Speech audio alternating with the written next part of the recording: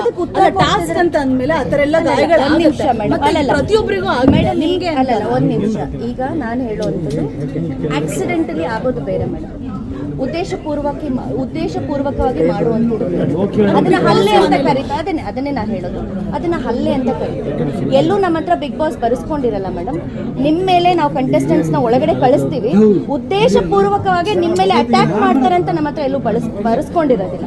So ನಿಮಗೆ ಟಾಸ್ಕ್ಗಳಲ್ಲಿ accident ಆಗಿ ಏನು ಬೇಕಾದರೂ ಆಗ್ಬೋದು, ಅದಕ್ಕೆ ನೀವು ಬರೀ ಅಲ್ಲಿ ಒಂದು ಇದರಲ್ಲೆಲ್ಲ ಸೈನ್ ಮಾಡಿರ್ತೀರ.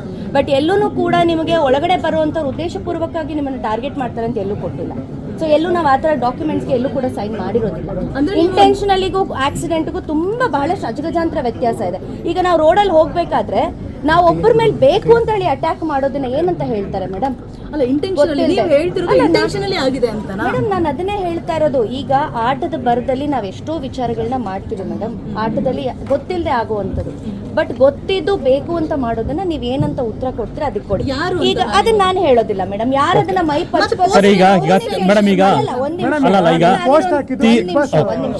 ಆಗಿರುವಂತ ಗಾಯದ ಬಗ್ಗೆ ನಾನು ಹಾಕೊಂಡಿದ್ದೀನಿ, ಕರೆಕ್ಟ್. ಬಟ್ ನಾನು ಎಲ್ಲೂ ಕೂಡ ಇಂಥವ್ರು ಮಾಡಿದಾರೆ ಅಂತವ್ರು ಮಾಡಿದಾರೆ ಅಂತ ಹೇಳಿಲ್ಲ. ಅದಕ್ಕೆ ಯಾರು ಪ್ರತಿಕ್ರಿಯೆ ಕೊಟ್ಟಿದ್ದಾರೆ ದಯವಿಟ್ಟು ಅವ್ರನ್ನ ಉತ್ತರ. ಬಟ್ ಈಗ ತೀರಾ ವೈಯಕ್ತಿಕವಾಗಿರುವಂತದ್ದು ಹೇಳಲೇಬೇಕಲ್ವಾ ಮೇಡಮ್? ಯಾಕೆಂದ್ರೆ ನಾನು ಹೊರಗಡೆ ಬಂದಾಗ ನಾನು ಕೆಲವು ವಿಡಿಯೋಸ್ ನ ನೋಡ್ತಾ ಇರುವಂತದ್ದು. ನಾನು ಯಾಕೆ ಇದಕ್ಕೆ ಪ್ರತಿಕ್ರಿಯೆ ಕೊಟ್ಟಿದ್ದೀನಿ ಅಂದ್ರೆ, ನಾನು ಬಿಗ್ ಬಾಸ್ ಇಂದ ಹೊರಗಡೆ ಬಂದ ಮೇಲೆ ನಾನು ಕೆಲವು ವಿಡಿಯೋಸ್ನ ನೋಡ್ತೀನಿ.